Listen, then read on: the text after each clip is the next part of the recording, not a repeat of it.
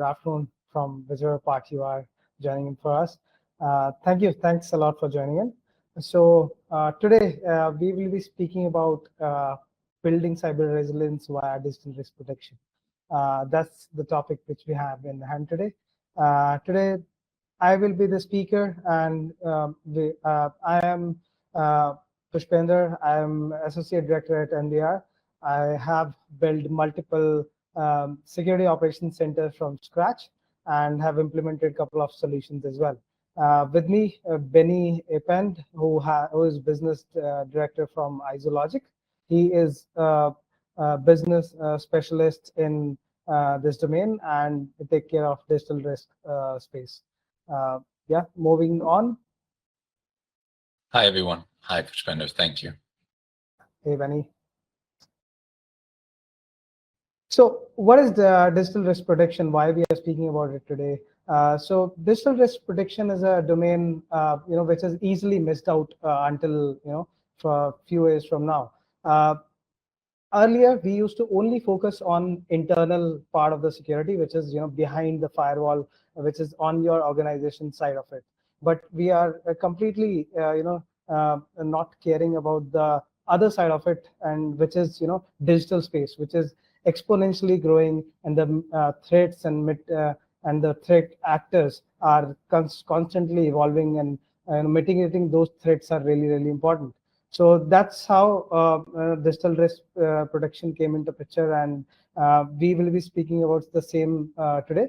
We'll be covering on the 4 aspects of it: brand protection, anti-phishing monitoring, data loss recovery, and digital asset monitoring.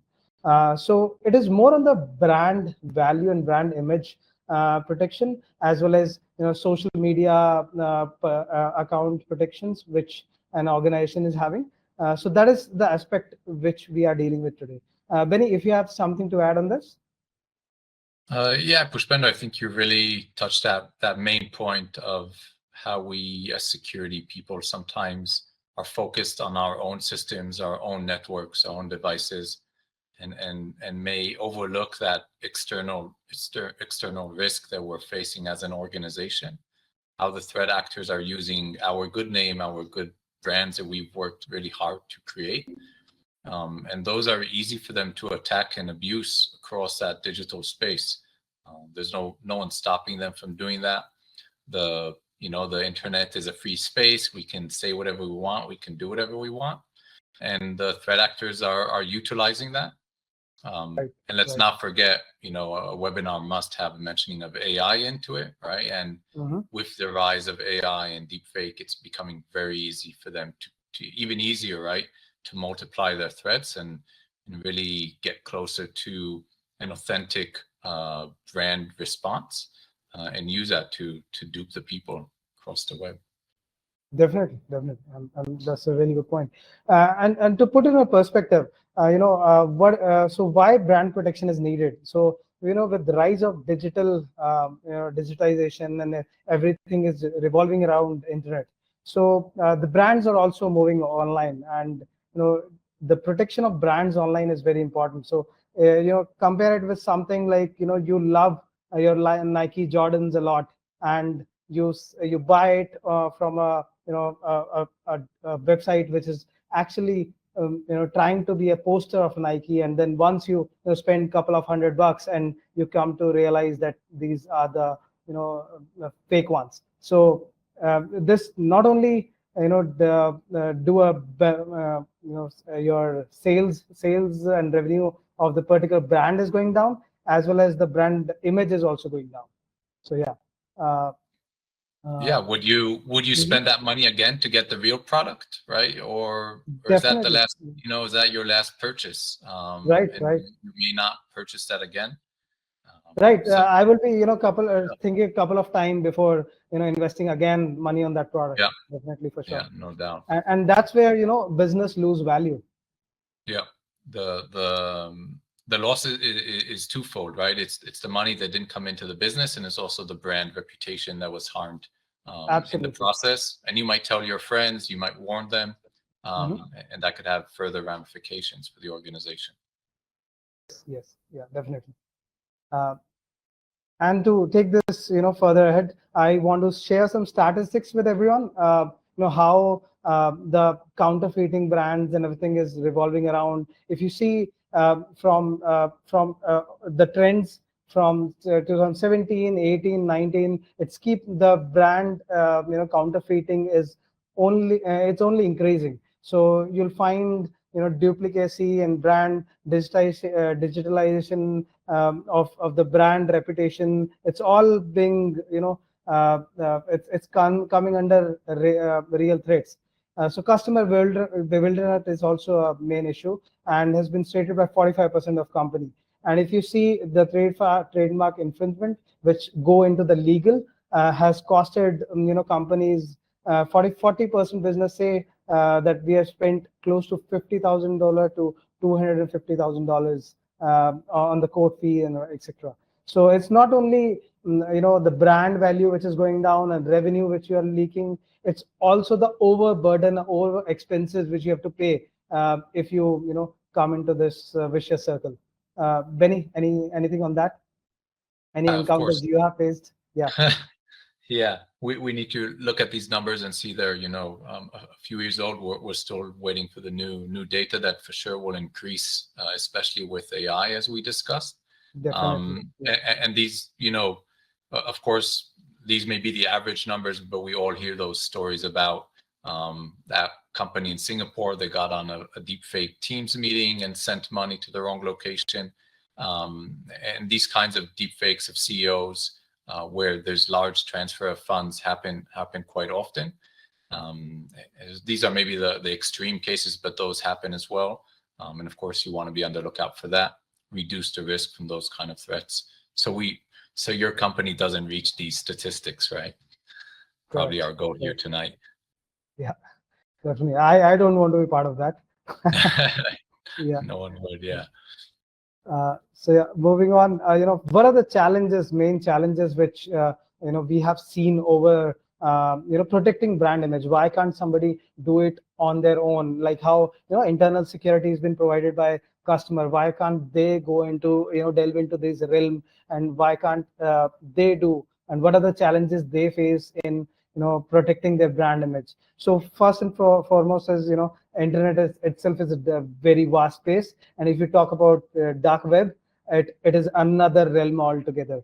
And if you have to find out who is doing what, for if my brand is being utilized somewhere, if my the IP is being used somewhere, my logos are being used in some other website, my brand hijacking is happening, some customer data is getting lost somewhere on the internet. It's not humanly possible to traverse over the internet and try to find all these irregularities and try to find all this fraudster who is copying your brand or trying to steal money out of people product people money. So these are some of the challenges which I see, Benny, which are major cause of concern. And because of these challenges, the clients are not able to traverse through the vast internet, and they are not able to secure their brand digitally. They're able to secure their physical space which they operate in, but outside of that space, they're not able to secure themselves. And these are the challenges which I think they are. So what do you think, Ben? Yeah, I think when we look at these challenges, they're the challenges we've been seeing, all along. They're not new challenges, but today we're seeing these challenges are growing, especially if you look at that fraudulent websites. We write domain monitoring, how important that is.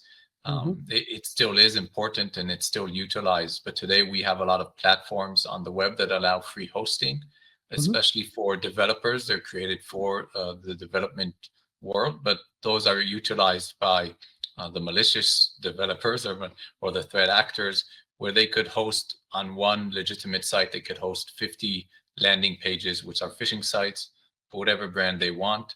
And those platforms unfortunately don't do enough to prevent such attacks. It's also hard for them to understand that it's being abused.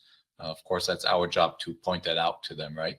But because of this enhancement in technology, together with AI, for example, makes it very easy to ask ChatGPT to create for you a new graphics, new UI, give me a login page, put in the logo, snap it up. It's free. You don't have to use a fake credit card anymore, or a stolen credit card to host your fake website.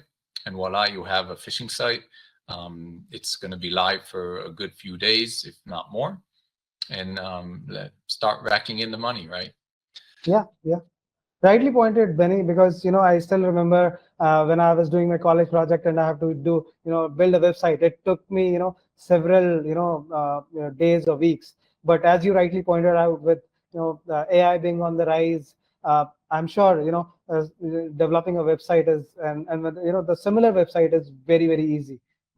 Kids, not even kids, like script kiddies can do it within minutes, and they're able to develop a same page, similar looking page, whether it's a bank or it's an insurance company, or maybe it's my favorite Nike Jordans. So yeah. Right.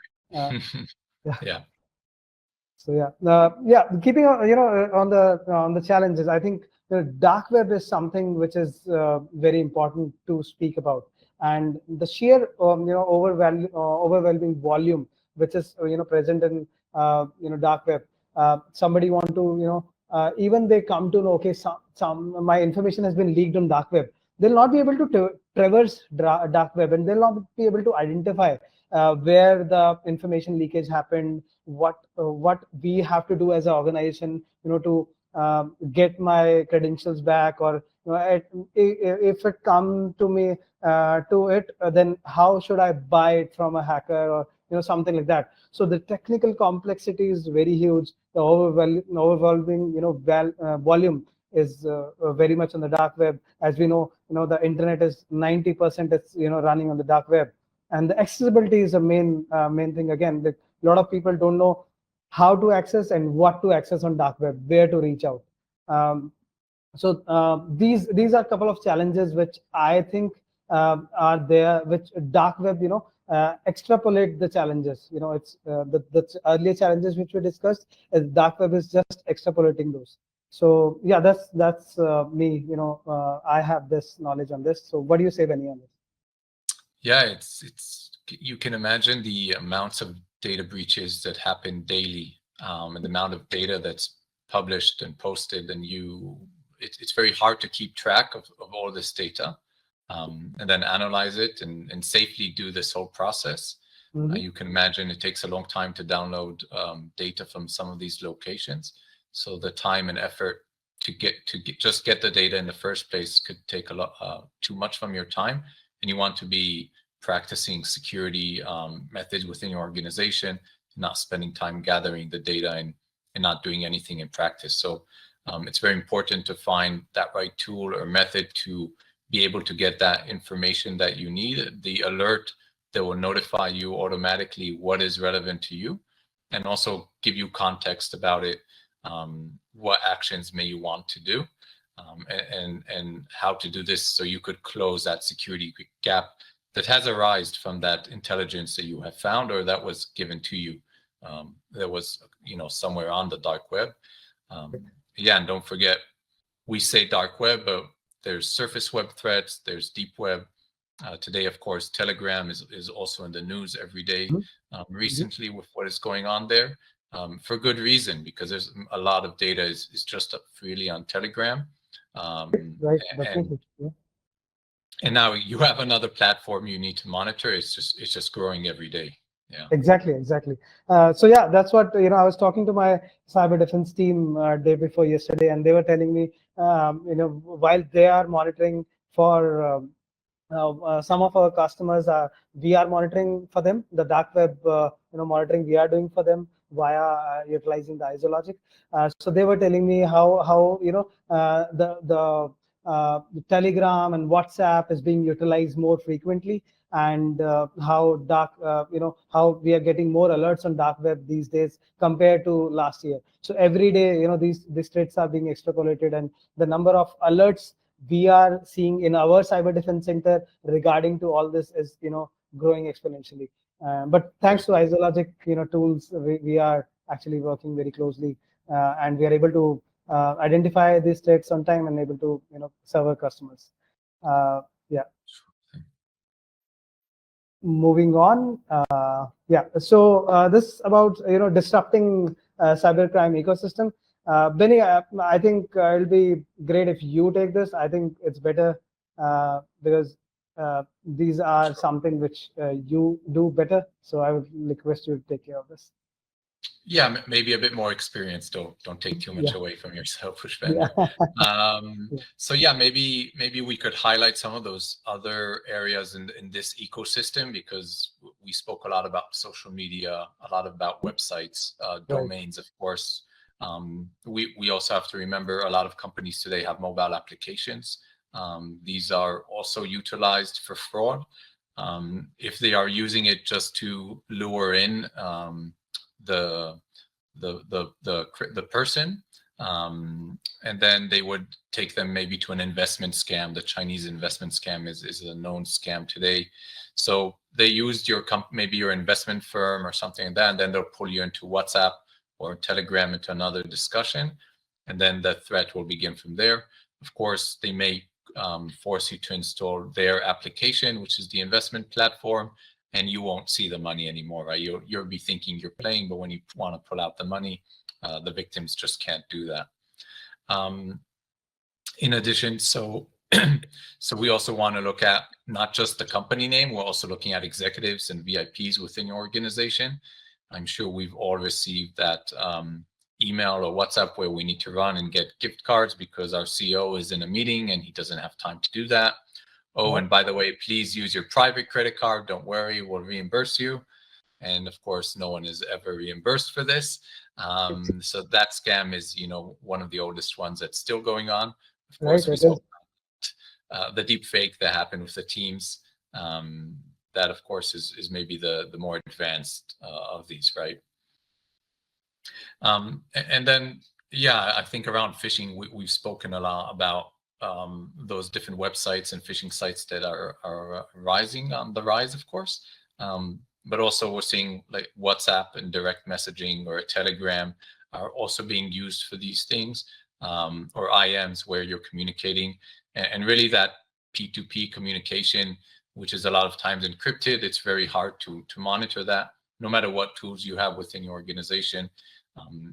It's something that you have to really be focused on, give awareness to your organization, remind people that these threats can exist, and double check if they're not sure. But a lot of scams are happening on those direct channels without your awareness of them at all, right? Maybe we'll talk about your digital asset management. Is something just to give a few minutes about. Of course, we're talking a lot about that external surface web, the dark web, deep web. But we also have to remember that the threat actors can see our own network because it's public, right? We're giving access to our website, maybe to our mobile application, maybe to some of our web applications that they're using if we're a bank and we have some kind of a mobile banking or web banking. And these, of course, need to be accessible to our clients. And because they're accessible to the clients, they're accessible to the threat actors. And they're always on the lookout. Can we utilize this? Is there some kind of vulnerability? Is there a gap in that security? Okay. Or most recent, all the day in the news is someone left some repository open and all the client data is out there for the grabs, right? So we want to make sure that we monitor that space. So we call this attack surface monitoring, where you're looking for your own information from an external point of view. You want to constantly test this location, see what vulnerabilities they have. Is my website updated correctly of the different technology stack? Is that updated? Is this communication secure? My SSL in place? It could be even those simple things that sometimes are just lost in the churn in the day-to-day work. Imagine if you don't even re-register your domain. We've seen cases where someone got the reminder to register their domain to extend it, and that person left the company. No one saw, and they lose their main domain. Can you imagine, losing CNN.com and then someone takes over that? they'll ask for a lot of money to get that back, right? Definitely. So you want to make sure you're monitoring all those things, and then Yeah. get the alert on time, take care of it, reduce what we call the risk score from that area. Stay in the green, right? People want to stay in the green. That's, I think, today a very important thing to keep an eye out. It is. It is. I have a maybe a follow-up question so that audience can better understand the digital asset management, because you also mentioned you are you're trying to identify that what are all the digital space which is explored or can be accessed, not access will not be the right word, can be seen by the threat vectors. So how we are I have iZOOlogic, being a dark web monitoring tool or a brand protection tool, is able to see all this. Do I have to install some agents? Maybe the audience have this question in mind. So yeah, of course, we want to make sure there's no access, right? So what we're doing is, of course, it's a zero-touch operation here. You don't need to install anything. There's nothing on your end. We're scanning just like the threat actor would scan your locations. Of course, we do it on a more constant basis, and that it's happening, so you can see what activity, and that is a safe activity. But it's pretty much the same. So you can imagine, if we can find it, so can the threat actors, right? Definitely. And a lot of times we see the client may say, oh, maybe that's just a low-level threat, but that low-level threat is like a honeypot to the threat actor. You say, okay, they didn't set their HTTP here in this little landing page. What other mistakes have they made on the website that I could exploit and gain that access that I'm looking for? Right. Right. So, right. Always look out for even the smallest things. And that's, at the end of the day, how we reduce the risk from these threats. Right. So will it be right to say that you'll be scanning your customer network from the external perspective, like how a penetration tester will do, and you'll able to identify what all assets it have, and then of course via after only for your clients, right? It's similar to a pen tester, but it's more automated VAPT process where you're constantly scanning, sending different packages, checking the source code, checking the tech stack, checking what subdomains exist there, the IPs, open ports. If we're doing web defacement, making sure that content change is correct, and following up on that, making sure that all the information that we do see is what should be seen from your end, right? You will look at it, say, okay, this port should be open, that's normal, but wait a second, why is this port open? Can we please close that? Yeah. Make more sense now. And one more alert which I constantly see on when in our cyber defense centers when we are monitoring the executive VIP protection alerts, where executive fake profile has been built, and it has been highlighted by the brand monitoring tools. So and like how is that happening? So yeah, it's I'll show you in a demo in a few seconds something, how easily it happens, but yeah, definitely. The social media platforms are designed to communicate. They want people to use them, right? And that also includes WhatsApp today or Telegram. There's no, I'm allowed to be called Mark Zuckerberg on that platform. I just log in, create a Mark Zuckerberg lookalike profile. I type Mark Zuckerberg. That's going to be my name. If it doesn't allow me, maybe I'll add a dot, maybe I'll add a space, maybe I'll add another letter. And then I put his photo, which I find online, and voila, I've got that, right? And then I'll start spreading that. I'll send messages to everyone within the company. I went on LinkedIn. I could see who's working at August today, and send you messages saying, oh, I lost access to my system. Can you please send me my password? Can you give me access, a reset password? And very easy to fall to one of those scams. That's happening a lot nowadays. You have rightly mentioned it out. I think a few days back, my CEO texted me on WhatsApp that, hey, send me this gift card. I'm in some emergency. It's for client need. And of course, we know this is fake because we are working very closely on these scenarios. But yeah, definitely people are getting fooled out of it, and they end up paying the money. No, there's no doubt that's out there. Yeah. Right. So moving on. Yeah. So on the threat management, Benny, how the cycle works, if you can explain. Of course, our first phase is always to detect. We want to detect the threat, right? So we want to look out on all those different threat landscapes that we spoke about. If it's the domains, mobile applications, social media. You want to gather all that data, and then you want to analyze it, right? What is relevant to us? What is our correct information? Maybe it's our legitimate page. Maybe it's a subsidiary of ours, or maybe we're doing some kind of cooperation with someone, and we're utilizing their logo, they're using our logo. So that's all right, but within that, you will find things that are anomalies that shouldn't be there. Someone who's using your IP or trademark without your permission. It doesn't always have to be malicious, but you want to make sure that if someone is using your IP, it's with your authorization, and it's not being used for some scam or fraud, right? So that analysis is very important because there's a lot of data, right? Today, we're all swimming in data. So you want to reduce that noise, make sure that you're getting that best alert on the threat that's relevant to you. So you could then focus on removing that threat, right? So when we talk about threat mitigation, usually we talk about how do we remove that threat from the web, from the surface web. Then you'll have to contact that third party that's hosting the information and, explain to them the situation. Look, you're hosting this fake.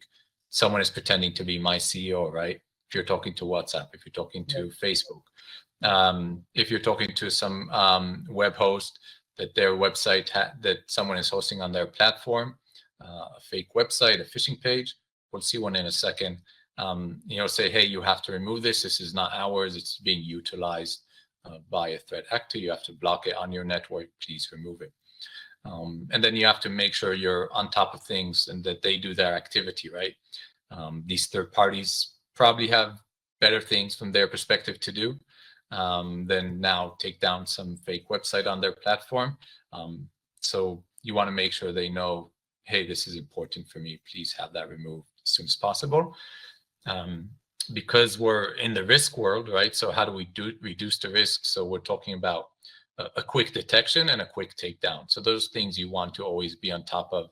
Make sure you're doing the best possible on both those scenarios. Right. So just for everybody understanding, what I understand is that hey, this is a a web page which is maybe conflicting me or posing as me, my brand. Then we submit. Of course, it will be highlighted by the brand protection tools. Then we go into the analysis part of it, how it happened, whether it is a subsidiary, not a subsidiary. We do all that investigation. Then we figure out, oh, it's not our, it's just a fake one. We reach to ISPs, and because iZOOlogic has link with the ISPs, they try help us getting it down. Correct? Yeah, we'll speak to any third party. It could be an ISP, it could be a social media platform, a mobile application host. There's a lot of organizations these days that do different things on the web, and you have to keep a communication channel open with all of them to be able to have this threat removed in time. Great. Perfect. I think audience would love to see something in action now, and if we can jump on to the demo. Yeah. So of course we won't. We're not going to phish anyone or anything like that. I'll just show you some live cases that we found online. So yeah, and I'll show you some interesting things, but it's they're all live, so we were able to see them still today. So I'll just show you a second how we do that transition from our portal to the threat. So if we're talking about going into our main dashboard right now, seeing your statistics, what metrics you're facing, and then you would want to say, okay, what threat is waiting for me? What do I have to respond to? What am I looking at right now that's important for me to take care of to protect the organization? So I just have here an open case that we've logged for you. This is for Wells Fargo Bank, a big US organization. Yeah, so as we could see, we log here the case. And then when we go here to that Twitter account, so this is a threat over Twitter, we could see they're saying ask Wells Fargo. So they want to give you support. You can actually see this is just recently created. So hopefully they will find out about this very soon and take it down. But yeah, of course, we're here to listen, learn, lend a hand. They're very helpful. And I guarantee if you contact them, you'll get very quick support from this threat actor because they're on top of things. Don't worry. We could all be very envious of their attentiveness and availability to everyone. So this will be a nice little threat we have here on Twitter or X today. Of course, we're not going to communicate. I believe this threat will probably be removed as well because it looks to me pretty malicious, suspicious, right? That Wells Fargo will create this just now after so many years. And then we're going to hear, yeah, Pushpender, if you have a question or anything about it, please. Oh, no, nothing. I just, want to add that, I think if it is actually a fraudster, how to come to know about that? It's how quickly they reply to you on your queries and everything. Usually the banks and everything will be not very fast.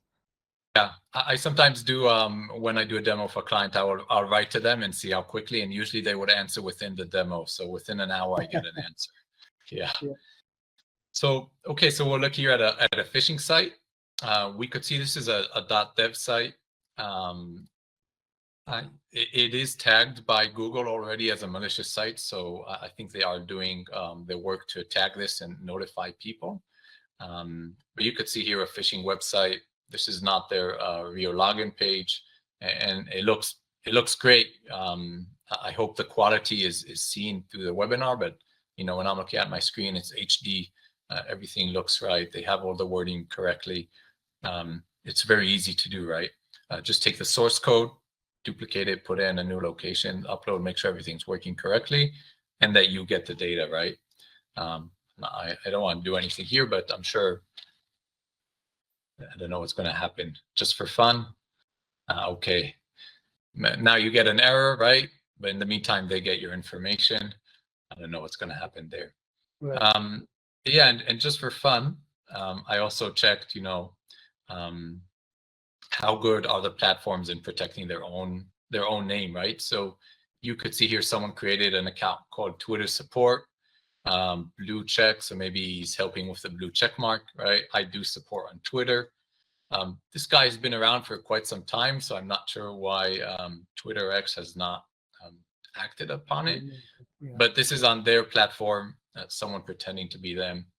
I don't know, maybe he's goofing around or something, but all right, this is something interesting. Another one, this one is on Facebook.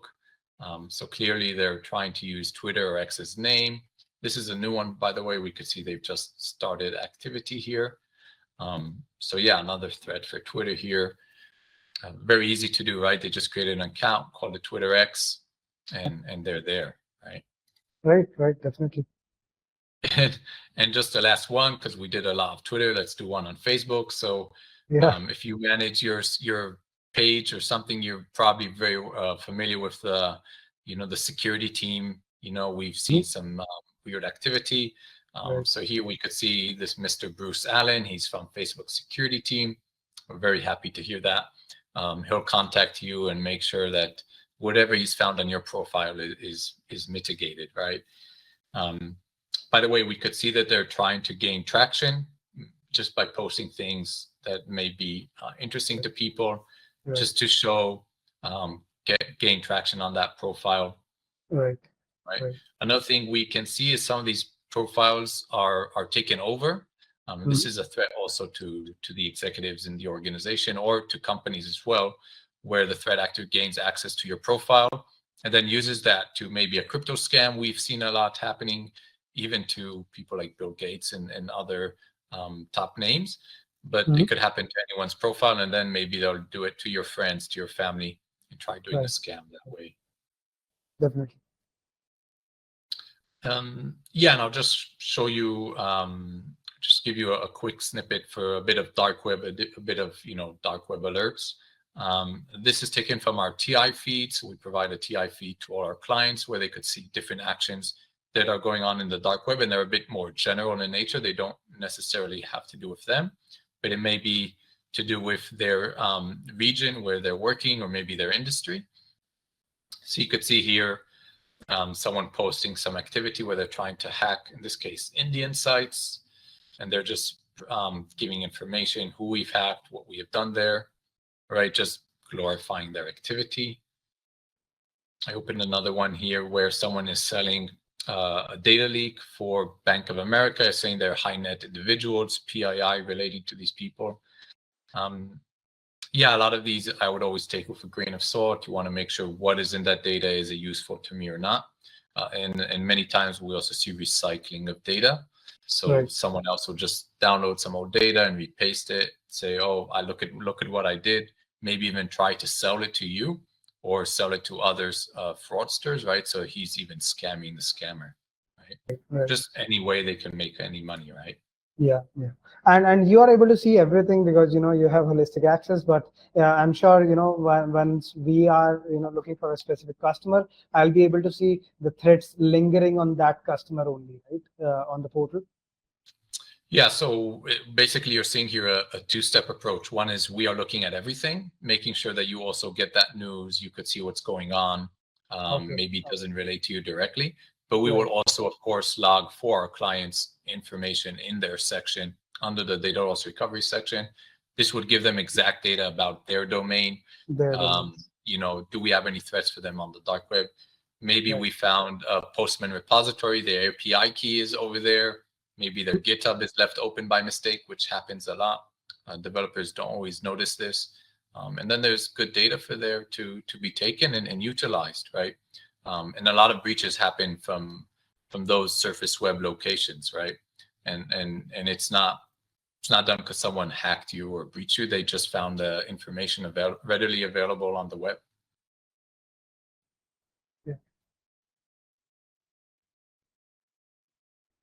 Yeah, I'm just opening just to show it's very easy for the client to then see that information, right? They of course don't need to access the dark web location or any onion sites. We'll do that for them and give them the data, make sure they see what's relevant to them. That's all part of what iZOOlogic will be doing. Right. So yeah, that's about it, right, Benny? Yeah, I think that's a good short, sweet demonstration. Of course, you could always go deeper, and we could be here all night. But yeah, maybe I'll release it back to you, and we'll take it there. And maybe, of course, if there's any questions about any of these areas, we'll be happy to answer. Right.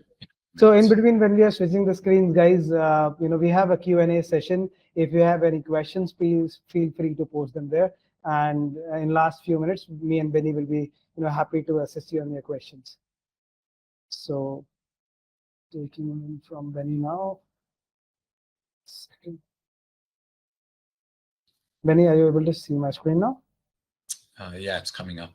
Yeah, now we see it. Okay.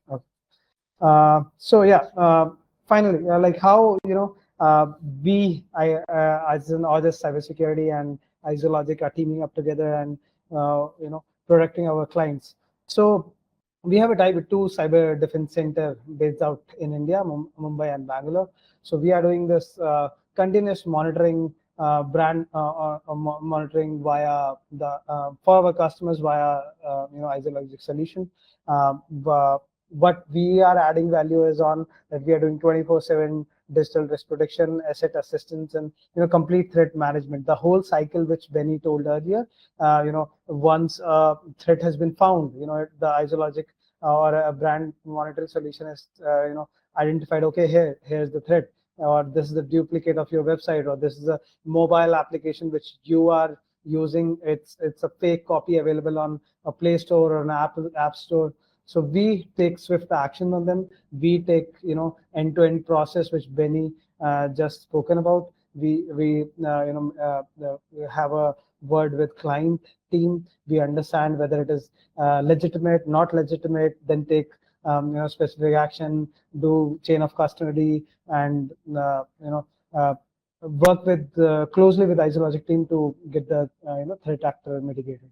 On the anti-phishing side, we are again detecting and blocking all the phishing attack or phishing website which has been targeted towards a certain brand, and we are doing real-time monitoring for that too.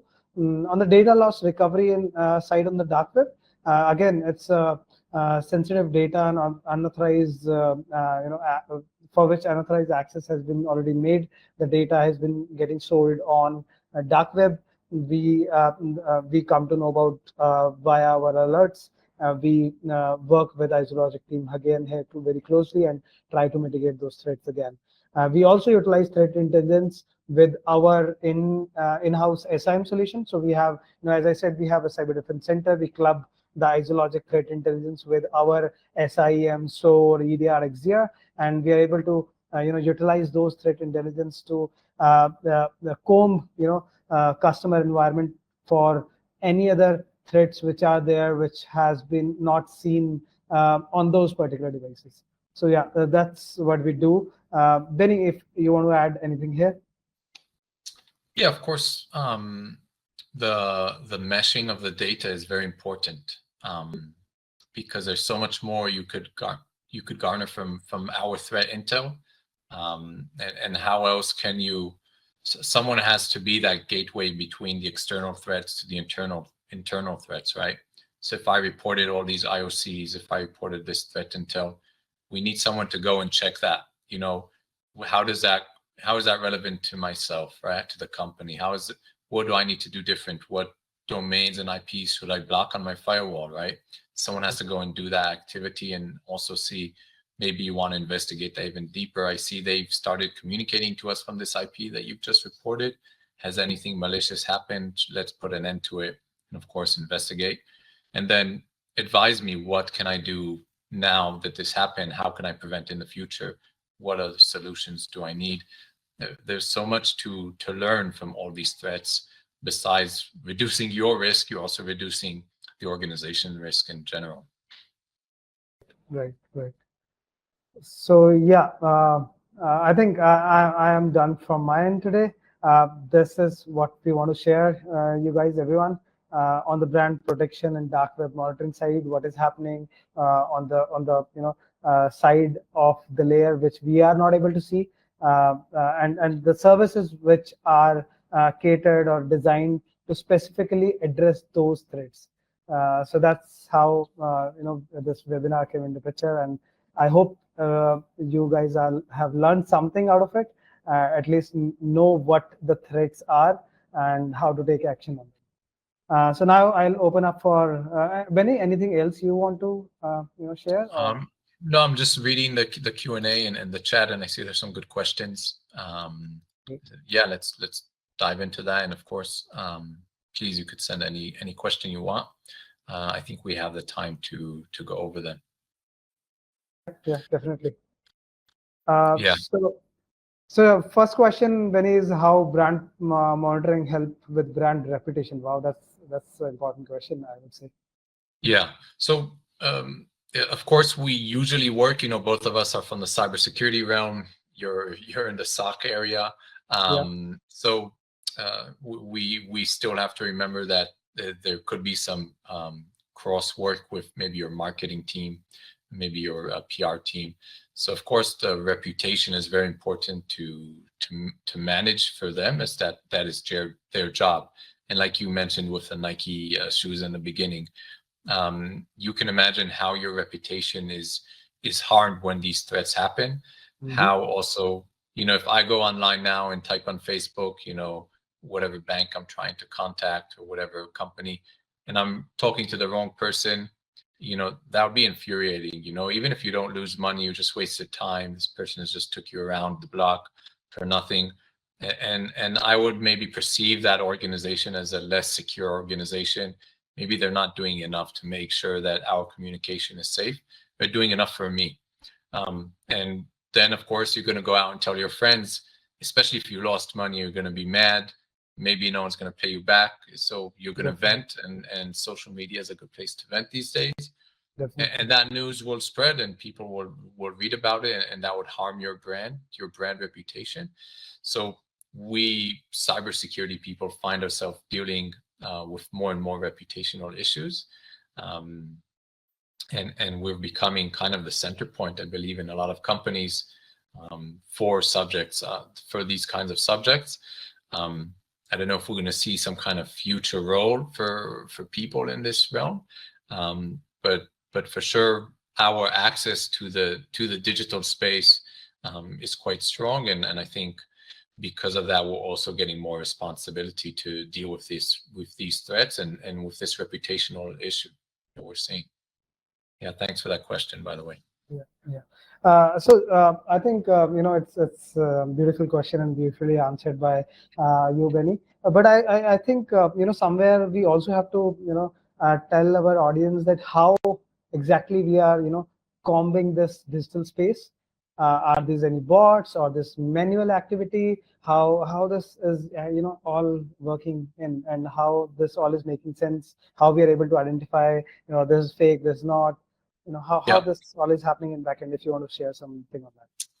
Yeah, so just like the threat actors are using the AI, right, to create their threats, we of course could use it as well.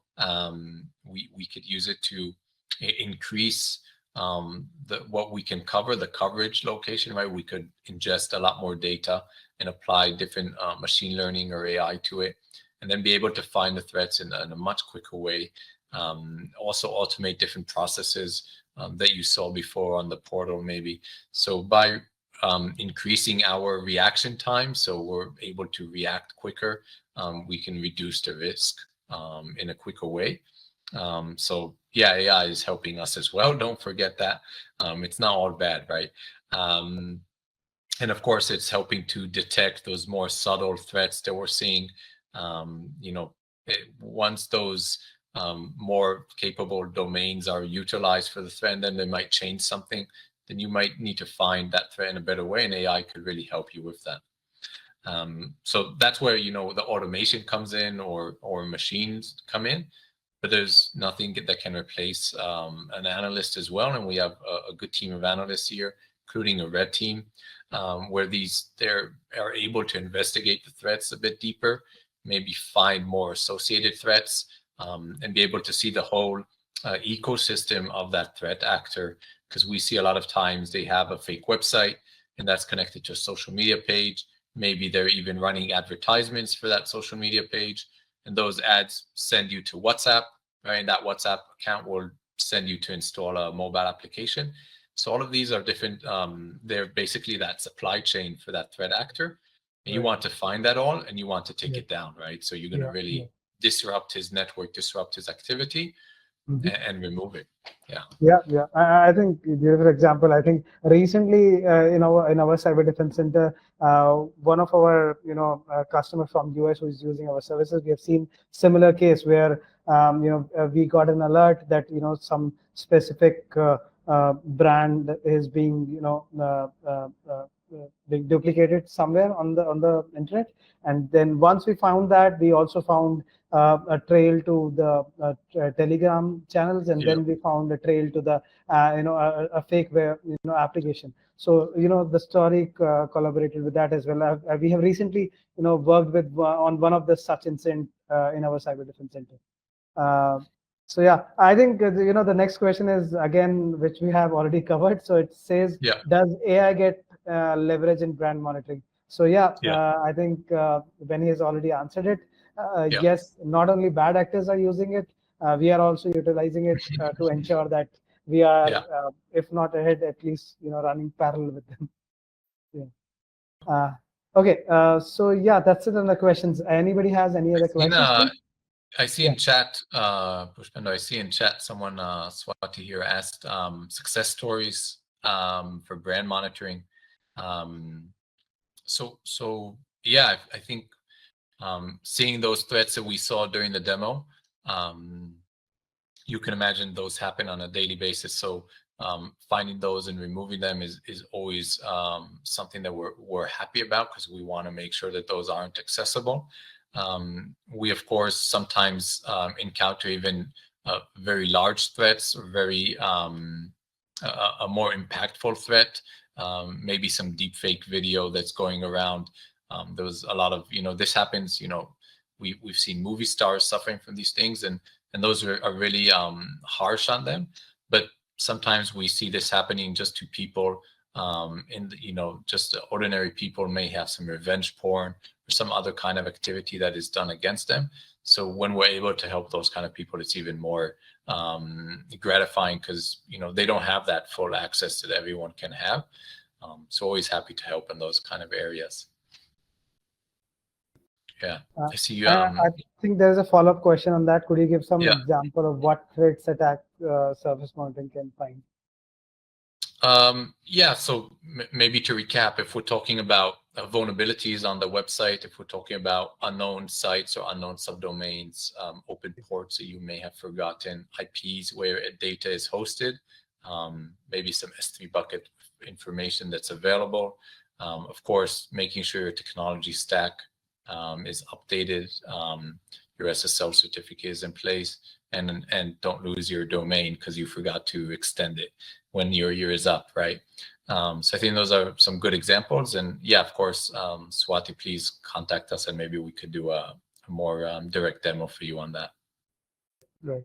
And just to add to it, it's not only via attack service management. It's one part of it. So there's different parts like dark web monitoring. So in dark web also we are doing the continuous monitoring to identify if somebody is utilizing your brand, or your organization credential has been leaked out, or somebody's put on some. And we are also doing brand protection on the social media platforms as well, where we are trying to identify if somebody from a CXO position is trying to impersonate as your company's CXO. So all these things are combined together, and the solution offer us. And we keep on seeing this alert on the tool which Benny just now shown us. Our analysts work on this 24/7. We identify these alert in real time. We work on this. We highlight it to customer. We work with customer until these are either taken down or been blocked. One of the other actions been taken. Yeah. Any other questions, anyone?